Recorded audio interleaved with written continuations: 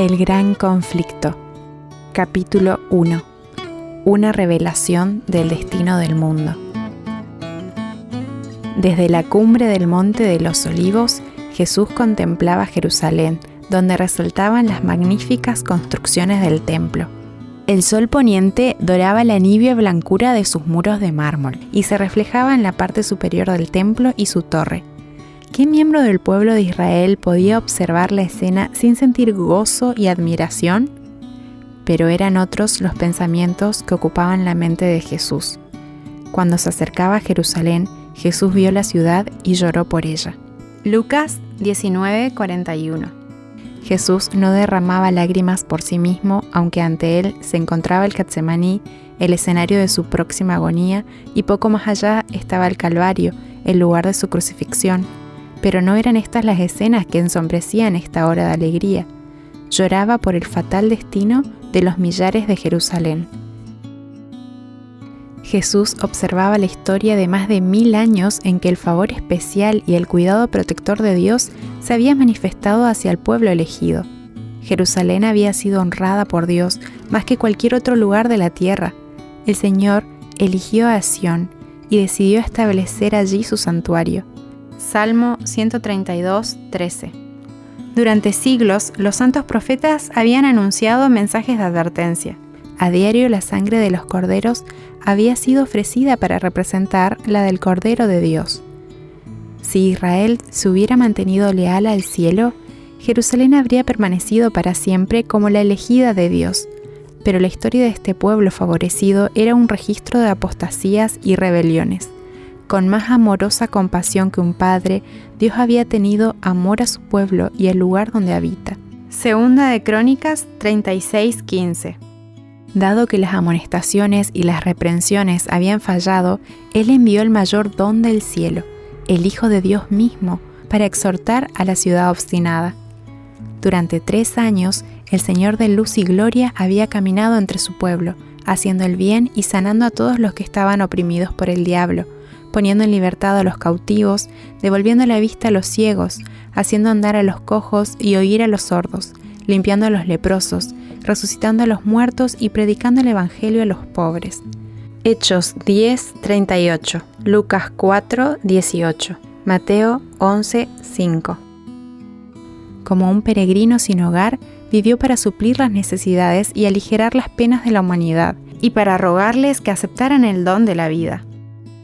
Las olas de misericordia, rechazadas por esos corazones obstinados, regresaban en una marea más fuerte de amor compasivo e inexpresable. Pero Israel había rechazado a su mejor amigo y a su único ayudador. Los ruegos de su amor habían sido despreciados. La hora de esperanza y perdón se estaba esfumando rápidamente. La tormenta que se había estado formando durante siglos de apostasía y rebelión estaba por estallar sobre un pueblo culpable. El único que podía salvarlos de su destino inminente había sido despreciado, maltratado y rechazado, y pronto iba a ser crucificado. Cuando Cristo contempló Jerusalén, lo angustiaba la condenación de toda una ciudad, de toda una nación. Contempló al ángel destructor con la espada levantada contra la ciudad que durante tanto tiempo había sido la morada de Dios. Desde el mismo lugar que más tarde fue ocupado por Tito y su ejército, contempló al otro lado del valle los atrios y los pórticos sagrados. Con ojos inundados por las lágrimas, vio las murallas rodeadas de tropas enemigas. Oyó la marcha de los ejércitos que avanzaban en son de guerra, la voz de las madres y los niños que clamaban por pan en la ciudad sitiada. Vio su santo templo, sus palacios y sus torres entregados a las llamas y reducidos a un montón de ruinas humeantes. Al mirar a lo largo de los siglos, vio al pueblo del pacto esparcido por todos los países, como náufragos en una playa desierta. La piedad divina y el sublime amor de Cristo se volcaron en las amorosas palabras: Jerusalén, Jerusalén, que matas a los profetas y apedreas a los que se te envían. ¿Cuántas veces quise reunir a tus hijos, como reúne la gallina a sus polluelos debajo de sus alas, pero no quisiste? Mateo 23:37. Cristo vio en Jerusalén un símbolo del mundo endurecido en la incredulidad y la rebelión, que está pronto a recibir los juicios retributivos de Dios. Su corazón se conmovió de piedad por los que en la tierra estaban afligidos y sufrían. Anhelaba aliviarlos y estaba dispuesto a derramar su alma hasta la muerte para poner la salvación a su alcance. La majestad del cielo envuelta en lágrimas. Esa escena muestra cuán dura es la tarea de salvar al culpable de las consecuencias de la transgresión de la ley de Dios. Jesús vio al mundo envuelto en el engaño, un engaño similar al que causó la destrucción de Jerusalén. El gran pecado de los judíos fue que rechazaron a Cristo. El gran pecado del mundo sería rechazar la ley de Dios, el fundamento de su gobierno en el cielo y en la tierra. Millones de personas esclavizadas por el pecado, en peligro de sufrir la muerte eterna, rehusarían escuchar las palabras de verdad el día que se las dijeran.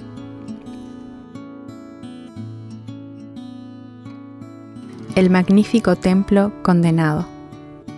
2 días antes de la Pascua, Cristo fue de nuevo con sus discípulos al Monte de los Olivos que dominaba la ciudad. Una vez más observó el templo con su deslumbrante esplendor, una joya de hermosura. Salomón, el más sabio de los reyes de Israel, había completado el primer templo, el edificio más magnífico que el mundo haya visto. Después de su destrucción por parte de Nabucodonosor, fue reedificado alrededor de 500 años antes del nacimiento de Cristo. Pero el segundo templo no había igualado al primero en esplendor, no hubo una nube de gloria, no descendió fuego del cielo sobre su altar, el arca, el propiciatorio y las tablas del testimonio no se encontraban allí. No se escuchaba una voz procedente del cielo que le manifestara al sacerdote la voluntad de Dios. El segundo templo no fue honrado por la nube de la gloria de Dios, pero sí con la presencia viva de aquel que era Dios mismo manifestado en carne. El deseado de todas las gentes había venido a su templo, cuando el hombre de Nazaret enseñaba y sanaba en los atrios sagrados.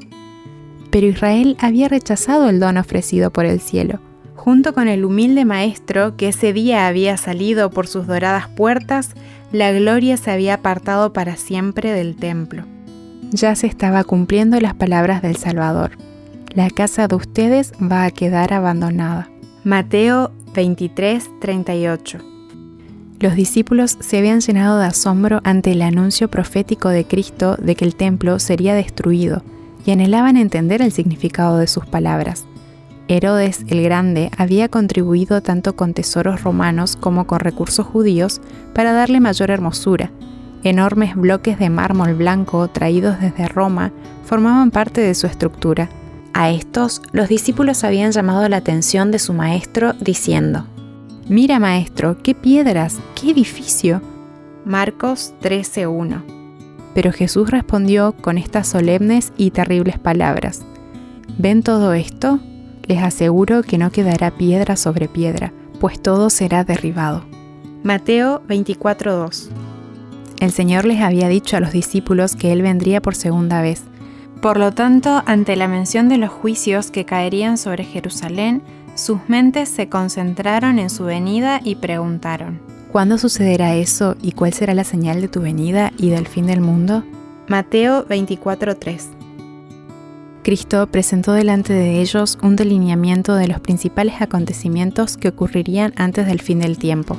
La profecía que pronunció tenía un doble significado. En tanto que anunciaba la destrucción de Jerusalén, predecía a la vez los terrores de los días finales del mundo. Los juicios de Dios caerían sobre Israel por haber rechazado y crucificado al Mesías. Así que cuando vean en el lugar santo el horrible sacrilegio del que habló el profeta Daniel, el que lee que lo entienda, los que estén en Judea huyan a las montañas. Mateo 24:15 y 16. Lucas 21:20 y 21. Cuando los estandartes idolátricos de los romanos se establecieran en los terrenos sagrados fuera de los muros de la ciudad, los seguidores de Cristo debían huir para salvarse. Los que escaparan debían hacerlo sin demora. Debido a los pecados de Jerusalén, la ira caería sobre la ciudad. Su persistente incredulidad hizo que su destrucción fuera segura. Miqueas 3:9 al 12. Los habitantes de Jerusalén acusaron a Cristo de ser la causa de todos los problemas que les habían sobrevenido como consecuencia de sus pecados. Aunque sabían que Él era sin pecado, declararon que su muerte era necesaria para la seguridad de la nación. Aceptaron la sentencia del sumo sacerdote que les dijo que sería mejor que muriera un hombre y no que toda la nación se perdiera. Juan 11, 47 al 53. Aunque mataron a su Salvador porque Él censuró sus pecados, se consideraban a sí mismos como el pueblo favorecido de Dios y esperaban que el Señor los libertara de sus enemigos.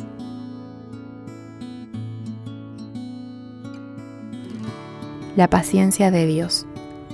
Durante casi 40 años, el Señor retrasó sus juicios. Había todavía muchos judíos que ignoraban el carácter y la obra de Cristo, y los hijos no habían disfrutado del conocimiento que sus padres habían despreciado. Mediante la predicación de los apóstoles, Dios hizo que la luz brillara sobre ellos. Veían cómo la profecía se había cumplido no solamente con el nacimiento y la vida de Cristo, sino también con su muerte y su resurrección. Los hijos no fueron condenados por los pecados de sus padres, pero cuando ellos rechazaron el conocimiento adicional que les fue concedido, se hicieron partícipes de los pecados de sus mayores y colmaron la medida de su iniquidad. Los judíos, en su obstinada rebeldía, rechazaron el último ofrecimiento de misericordia. Entonces, Dios retiró su protección de ellos. La nación fue abandonada al control del líder que había escogido. Satanás despertó las pasiones más feroces y degradadas del alma.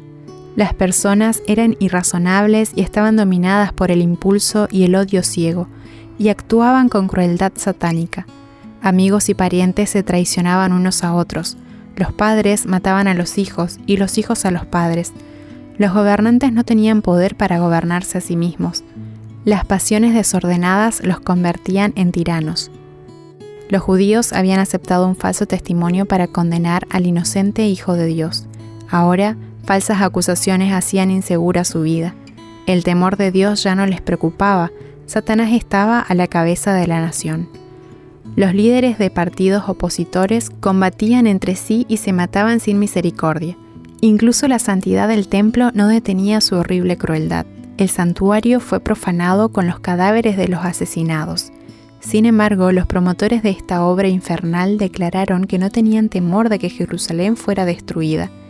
Era la ciudad de Dios. Incluso cuando las legiones romanas rodearon el templo, las multitudes se aferraron a su creencia de que el Altísimo se interpondría para derrotar a los adversarios.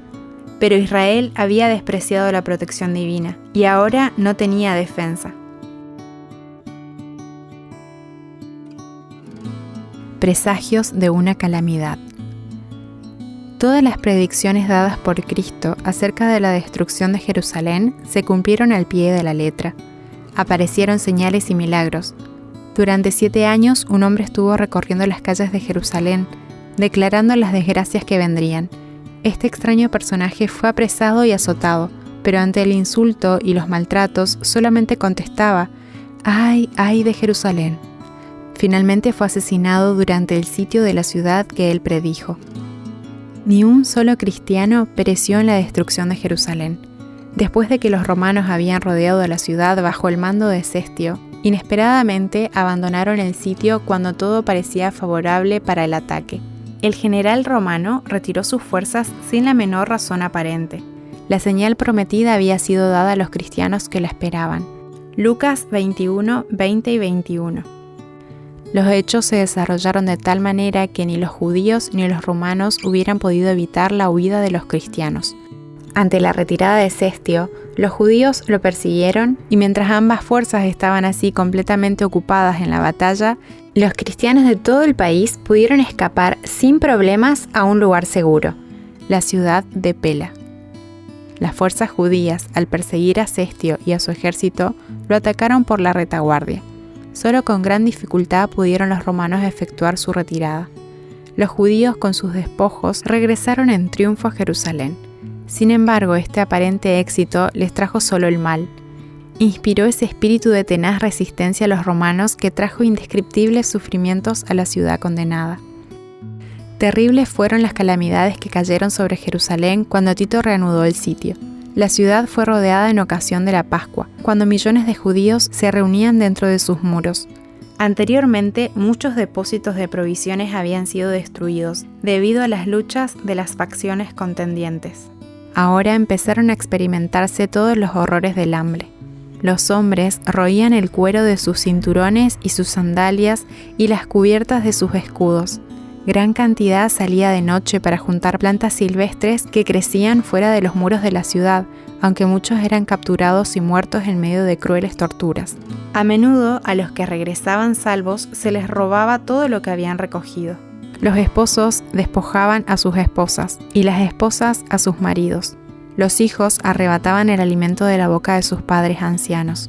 Los dirigentes romanos trataron de aterrorizar a los judíos y así obligarlos a rendirse. Los prisioneros eran azotados, torturados y crucificados ante los muros de la ciudad. A lo largo del valle de Josafat y en el Calvario se levantaron cruces en tal cantidad que apenas había lugar para moverse entre ellas. De esta manera fue castigada aquella imprecación terrible pronunciada ante Pilato: que su sangre caiga sobre nosotros y sobre nuestros hijos.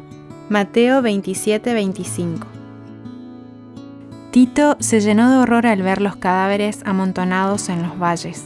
Como si estuviera en trance, observó el magnífico templo y ordenó que no se tocara ninguna piedra de su estructura. Dirigió un ferviente llamamiento a los líderes judíos para que no lo obligaran a contaminar con sangre el lugar sagrado. Si lucharan en cualquier otro lugar, ningún romano violaría la santidad del templo. Josefo mismo les rogó que se rindieran para salvarse y para salvar también la ciudad y el lugar de culto, pero fue rechazado con amargas maldiciones. Arrojaron flechas contra él, su último mediador humano. Los esfuerzos de Tito para salvar el templo fueron en vano. Uno mayor que él había declarado que no sería dejada piedra sobre piedra. Finalmente Tito, determinado a salvar el templo de la destrucción, si era posible, decidió tomarlo por asalto. Pero sus órdenes fueron desobedecidas. Un soldado, aprovechándose de una abertura en el pórtico, arrojó un leño encendido e inmediatamente las salas revestidas de cedro que rodeaban la casa santa estuvieron envueltas en llamas. Tito se precipitó al lugar y ordenó a los soldados que apagaran las llamas, pero sus palabras no fueron obedecidas. En su furia, los soldados arrojaron antorchas encendidas a las salas adjuntas del templo y masacraron a los que habían hallado refugio en ellas. La sangre corría como agua por las escaleras del templo. Después de la destrucción del templo, la ciudad entera cayó en poder de los romanos. Los dirigentes judíos abandonaron sus torres impenetrables. Tito declaró que Dios los había entregado en sus manos, pues ninguna maquinaria, por poderosa que fuera, podría haber prevalecido contra esas estupendas fortalezas. Tanto la ciudad como el templo fueron arrasados hasta sus fundamentos, y el terreno en el que estaba edificada la casa santa fue arada como un campo. Jeremías 26:18. Más de 1 millón de personas perecieron. Los que sobrevivieron fueron conducidos como cautivos, vendidos como esclavos, arrastrados a Roma, arrojados a las bestias salvajes en los anfiteatros o dispersados como errantes peregrinos por la tierra. Los judíos habían colmado la copa de la venganza. En todas las desgracias que siguieron a su dispersión, estaban recogiendo la cosecha que sus propias manos habían sembrado. Voy a destruirte, Israel, porque estás contra quien te ayuda. Tu perversidad te ha hecho caer. Oseas 13:9 y 14:1. A menudo los sufrimientos de los judíos son representados como un castigo ordenado directamente por Dios. De este modo, el gran engañador trata de disfrazar su propia obra. A causa de un rechazo caprichoso del amor y la misericordia divinos, los judíos habían hecho que se les retirara la protección de Dios. No podemos saber cuánto le debemos a Cristo por la paz y la protección que disfrutamos. El poder refrenador de Dios impide que la humanidad caiga enteramente bajo el dominio de Satanás. Aún los desobedientes y desagradecidos tienen muchas razones para agradecer a Dios por su misericordia. Pero cuando los seres humanos traspasan los límites de la tolerancia divina, el poder refrenador es quitado. Dios no actúa como el verdugo de la sentencia contra la transgresión. Él deja que los que rechazan su misericordia cosechen aquello que han sembrado. Cada rayo de luz rechazado es una semilla sembrada que produce su infalible cosecha. El Espíritu de Dios, persistentemente resistido, al fin se retira. Entonces no queda ningún poder para controlar las malas pasiones del alma, ninguna protección contra la malicia y la enemistad de Satanás. La destrucción de Jerusalén es una solemne advertencia dirigida a todos los que rechazan las súplicas de la misericordia divina. La profecía del Salvador con relación a los juicios sobre Jerusalén todavía tendrá otro cumplimiento. En el destino de la ciudad escogida podemos ver el destino funesto de un mundo que ha rechazado la misericordia de Dios y pisoteado su ley. Oscuros son los registros de la miseria humana que el mundo ha presenciado. Terribles han sido los resultados de rechazar la autoridad del cielo. Pero una escena aún más tenebrosa es la que se presenta en las revelaciones del futuro. Cuando el espíritu refrenador de Dios se haya retirado totalmente para no contener más el estallido de la pasión humana y de la ira satánica, el mundo contemplará, como nunca antes, los resultados del gobierno de Satanás. En ese día, como en la destrucción de Jerusalén, el pueblo de Dios será librado. Isaías 4:3, Mateo 24:30 y 31. Cristo vendrá por segunda vez para reunir a sus fieles consigo, y se angustiarán todas las razas de la tierra. Verán al Hijo del Hombre venir sobre las nubes del cielo con poder y gran gloria, y al sonido de la gran trompeta mandará a sus ángeles y reunirán de los cuatro vientos a los elegidos de un extremo al otro del cielo. Mateo 24:30 y 31. Los hombres deben cuidarse de no menospreciar las palabras de Cristo, así como advirtió a sus discípulos acerca de la destrucción de Jerusalén para que huyeran de ella, así ha advertido al mundo acerca del día de la destrucción final. Todos los que quieran podrán huir de la ira que vendrá.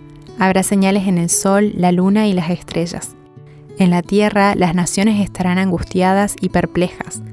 Lucas 21:25, Mateo 24:29, Marcos 13:24-26, Apocalipsis 6:12-17. Por lo tanto, manténganse despiertos. Es la amonestación de Cristo. Marcos 13:35. Los que escuchen la advertencia no serán dejados en tinieblas.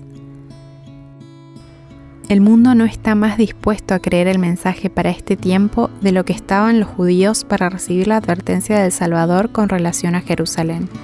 Sin importar cuándo venga, el día de Dios sobrevendrá en forma inadvertida para los impíos.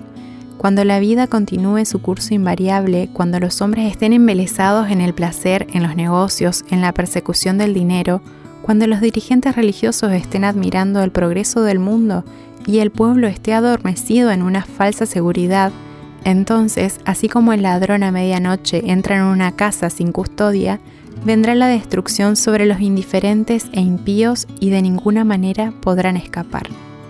Primera de Tesalonicenses 5:2-5.